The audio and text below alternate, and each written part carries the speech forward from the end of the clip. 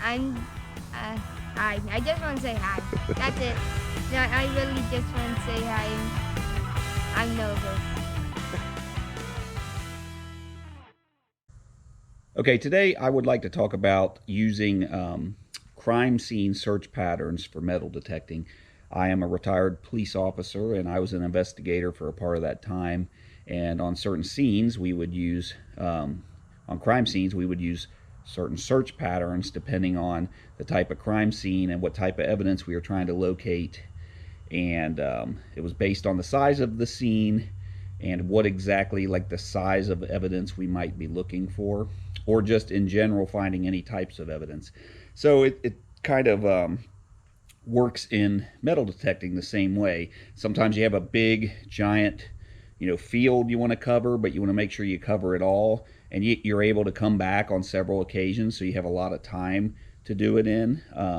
You might have a permission that you're only allowed to access for a couple days, so you want to make sure that you cover all of the areas, because you may never get a chance to go back again. Like it might be being bulldozed, or you might have a small area like a backyard, and you just want to make sure that you the best possible use of time to find the good targets.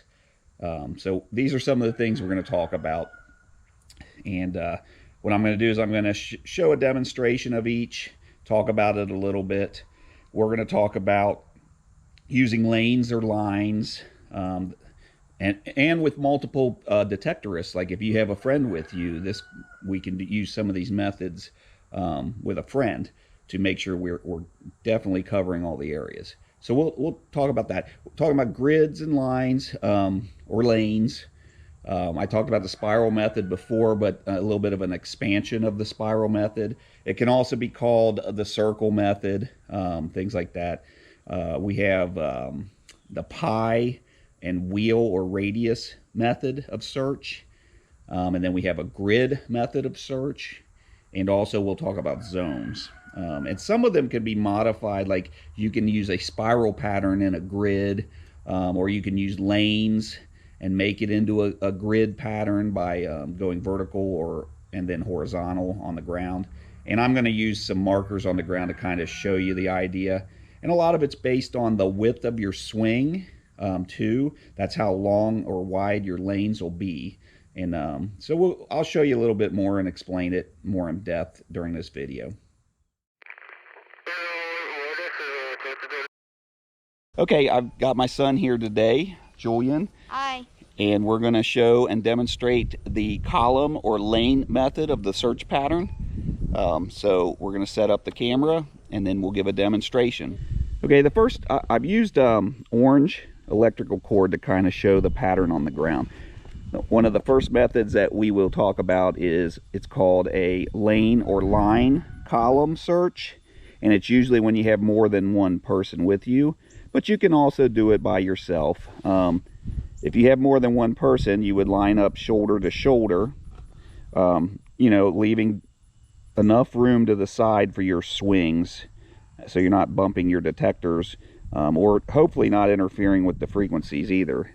And then you would continue the line down to the end, and then you would move the lines over. So I will show and demonstrate this method shortly with a partner, my son. So what I want you to do is stand next to me. So we're shoulder to shoulder, and we do a grid pattern, or the column, the lane pattern. Just go like this. Why do I have one bigger than yours? Just different oils. Okay. I think that one's better for me. Okay, one of the methods we talked about was the column method. And this is a good one for when you're searching for property lines. This would be a practical application. So people are building fences on their property. They know where one of the property lines is or don't know where any of them is. And I'm just using an already built fence as an example to show how you want to walk the line.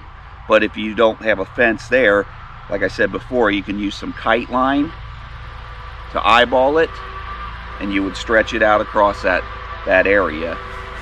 So here's how it would work: is you would find and locate the first property marker, and then from that one, you know approximately how far the distance is. You would start looking for that down at the end.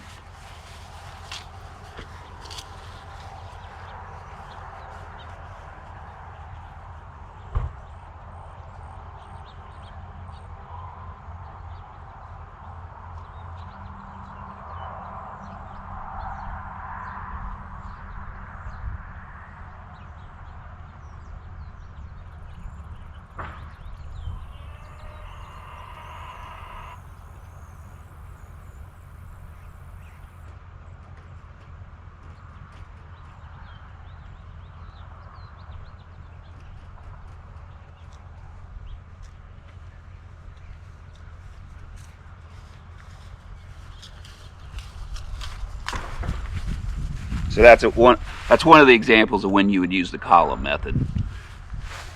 Okay, let's stop right there. I would like to ask you, if you enjoy the videos, to go ahead and like and hit the subscribe button. And please be sure to leave some comments down below about things you might want to see on future videos. Also, if you might know on the metal detecting videos what some of the items might be. And I hope you enjoy the videos. You can also just generalize it into a small area too. Now this would be the grid pattern for the spiral method for covering a larger area. So you would start at the center with your metal detector, like this, and then you would follow the spiral as you walk, and then each time you would spread out. When you completed the 360 degrees, you would spread out a little bit wider and wider, still continuing in that spiral pattern until you covered the whole yard or the whole area. So this is the spiral pattern. Okay, now this method is the spiral pattern, where you start at the center and you do a search grid in a spiral, which is a circle, and you open it up the more you, each time you do a 360 degrees.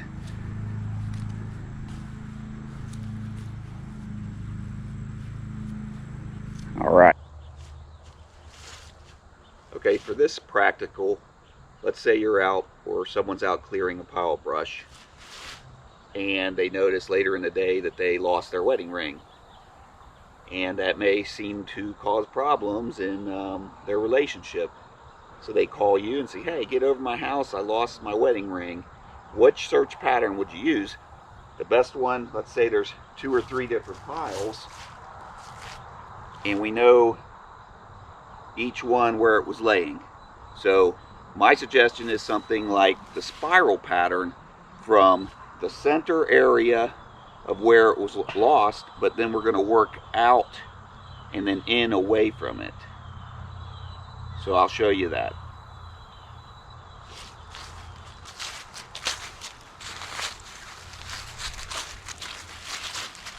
So here was the pile, like back in here. We're going to start there, except now we're going to work outwards and then in. So we're going away from where they picked up towards where they may have moved the brush pile.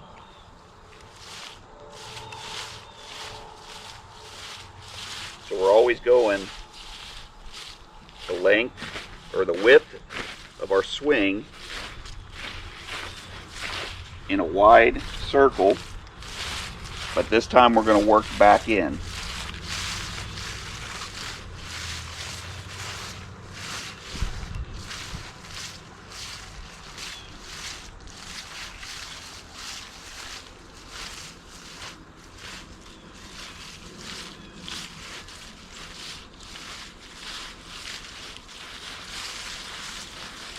Till we're back at the center.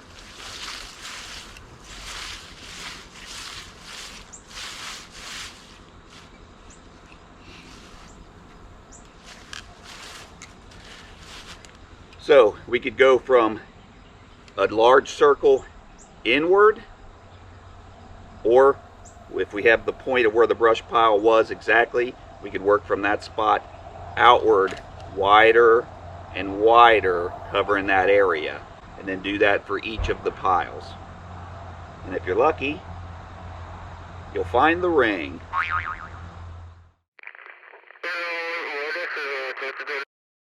Okay, this search pattern is called the pie or the wheel or the radius method. And if you can kind of see the pattern that I've done, it's a pizza pie like slice pattern with the cords on the ground here as a demonstration. Now this one's limited to the use of the width of your swing on your detector. So what you would do, you'd start at the center and you would go out on a radius, kind of like a clock. You would first do the 12 to 1 o'clock. You could go up and back, come to the 1 to 2 o'clock, go up and back, and then like the 3 to 4 o'clock. I'm just using that as an example, not the actual numbers. So I'm going to have my son demonstrate here. Take 3. Julian's going to demonstrate the pie pattern method. Each slice he's going to go until the maximum width of his swing, and then he's going to come back, cover the slice back into the center. Then he's going to go to the next slice, which is, for example, the 1 to 2 o'clock. And then he's going to turn around and come back when he's reached the maximum width. And then he's going to go from the 2 o'clock to 3 o'clock. And then he's going to come back. So we would cover the whole circle, the whole pie. Now one of the last methods, if I haven't covered it already, is the pie or the radius method. And you can do the full circle starting from a center point and going outward. Or let's say you're at a lunch break, you only have about 30 minutes to cover an old ball field in a part of town you're in. So you want to cover the most likely places things would have been lost. So we would cover, if this was an example of home base, we would cover the first base line, the third base line, and go all the way out in the outfield. And then maybe when we're in the outfield, we would do where the shortstop and second base player would be. So I'll show you this real quick. So basically, you would just follow a width line all the way down to first base. And then you want to stay within the foul line, just to make it quick. We would go on out into the outfield.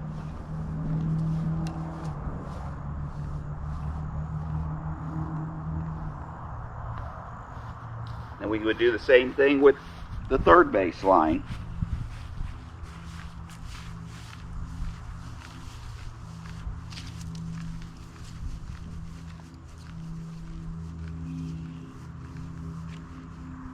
And then we would cover in between second base and the shortstop.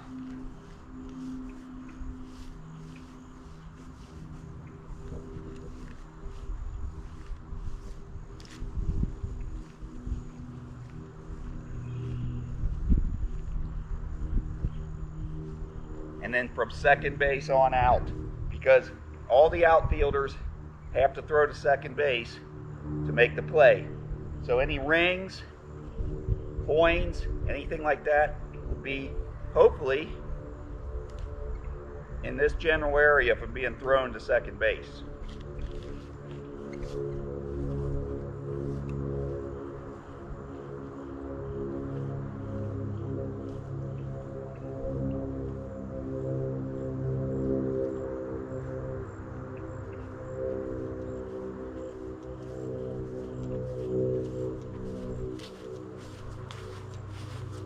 So that's an example of the radius method, or also known as the pie method of search, but we only used a third of the pie as an example. Okay, this is the pattern for a grid. Now imagine these are more like a tic-tac-toe pattern, and it's actually a variation of using the column method that we did, the lane and lines, except one, we would go this direction if we were doing it single and come back this way, and then when we've covered all that, we would then double back and cover this way. So we're going to demonstrate that here in a second. Okay, we're going to demonstrate the grid pattern. It's like a tic-tac-toe board. We're using, each one of us is using the lane. Julian's going to go this way, and I'm going to go this way. But you can do it just with yourself too. So go ahead and go. Okay. I might do voiceovers on these. Okay.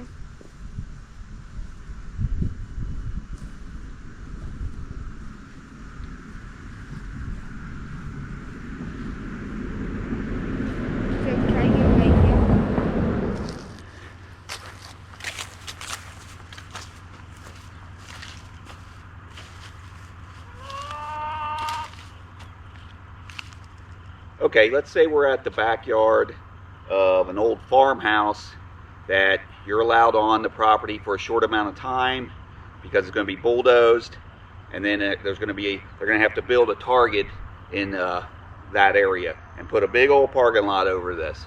So you only have a couple days. You want to get a maximum amount of items out of the ground to save the history. Which method would you use? Which search pattern? In this case, I would suggest a grid pattern going both this way and also back over it this way with your search swings. So quick demonstration, we would spend our time with our width. We would cover it.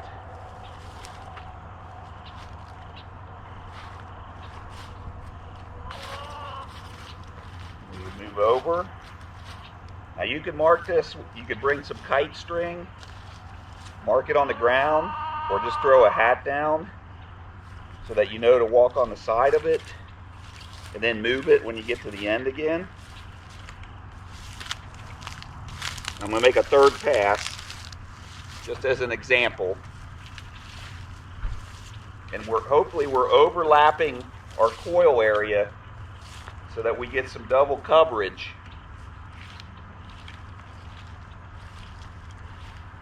And then when I've done this whole area this way, now I'm going to go back and forth the other direction and grid it.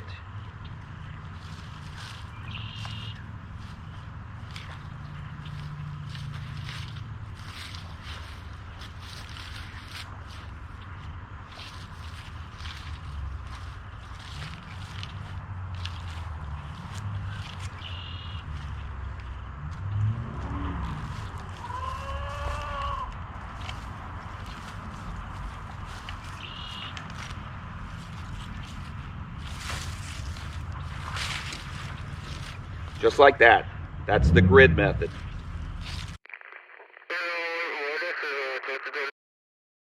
Okay, this is similar to what we just did, the grid, except it's called the zone pattern. Now you can mark off these zones just like a grid and do them by yourself, but it's wider than the width of your detector. So let's say you wanted to break up our yard into a couple different grids. So you see, there's our first square grid, and then we go down into the second square grid, and then the third, for example, to cover that area. But if you have two people, then, or more than two, you each can have a grid, and then what you do, you can either use the spiral method or just check it, using the radius method that we showed, or just go back and forth in a small line within your square. And we're going to demonstrate that here in a second. Okay, Julian's going to demonstrate the grid pattern inside this square here. Go ahead. Okay. So what he's going to try to do is cover the whole square, and then with that, just that little square with the detector as best he can, so he doesn't miss anything in that grid. Okay, now he's going to still search that same grid, but with a different search pattern. He's going to use the spiral method this time. Go ahead. Okay. Basically, he's going to move out from the center and cover that whole square with his detector until he's done a 360-degree search.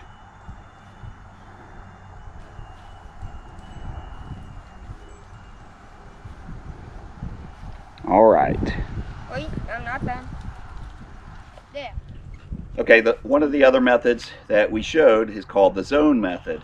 And what that is when an area is zoned out, usually with a shape, like a grid pattern, and each person's assigned that zone for a search pattern. They stay in that zone, but they cover the whole zone. And what that's used for, this a practical application might be a local historical society or an archaeological society has called on you to come check out a certain area that they believe might have been used for a certain thing. But each find, they want to document where exactly it was and how deep it was to show which part of history it might have been in. So let's say this was a Civil War artillery emplacement that they think might be out in the middle of the woods. They found it and they're like, is this really what this is? And why is it there? That might be some of the questions they're trying to find answers to. So what we're going to do is we would search our zone, and I kind of gave this as a guideline for one of the sides. This whole square would be ours. And then we would take our time and cover the whole zone. And usually in this case, you're going to mark your finds with a little flag before they would even be dug. That way they can come and search and take off the soil and levels, because they want to know how deep it was too.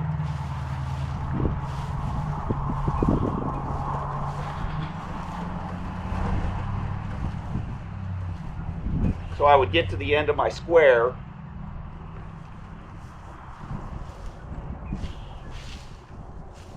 and then I would use my grid path method in the square.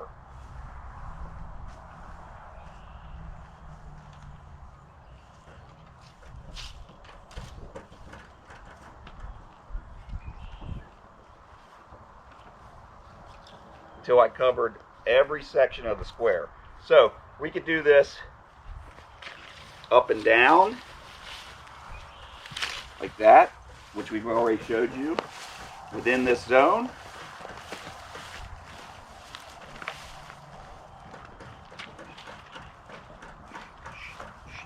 So we would go back and forth and then side to side, so we didn't miss anything. Or we could use our spiral method, starting in the middle